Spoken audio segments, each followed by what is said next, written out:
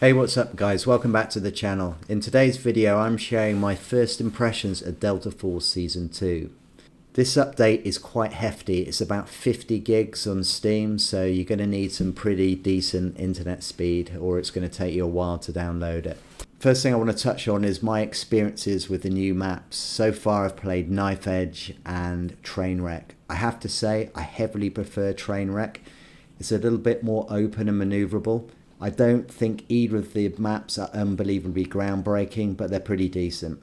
Knife Edge was incredibly confusing to me. It's a bit of a maze and I think it's going to take a while to learn that map and kind of get comfortable with it. Touching on the new weapons, they've brought in a new marksman rifle, the SR9, and it is terrible.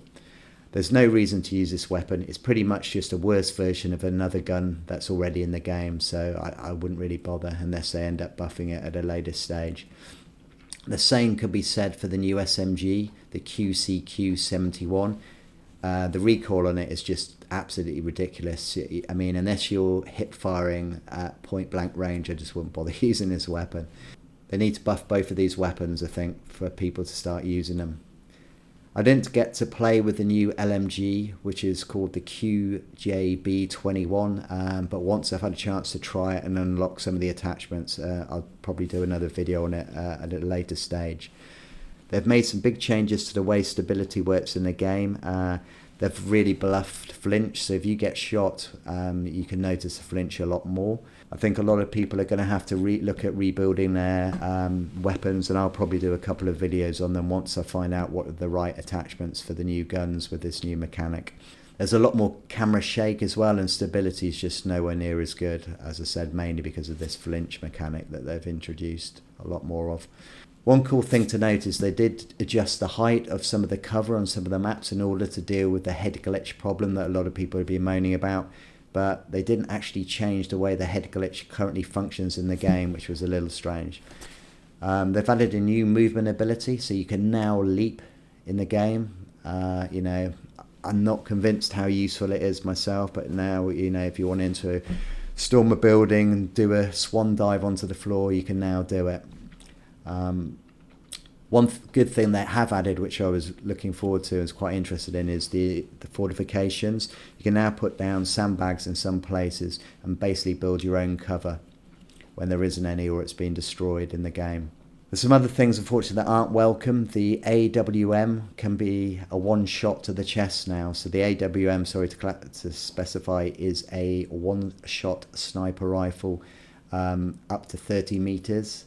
And I believe if you have the right attachment, which I haven't unlocked yet, you can actually extend the one shot to the chest kill up to 46 meters.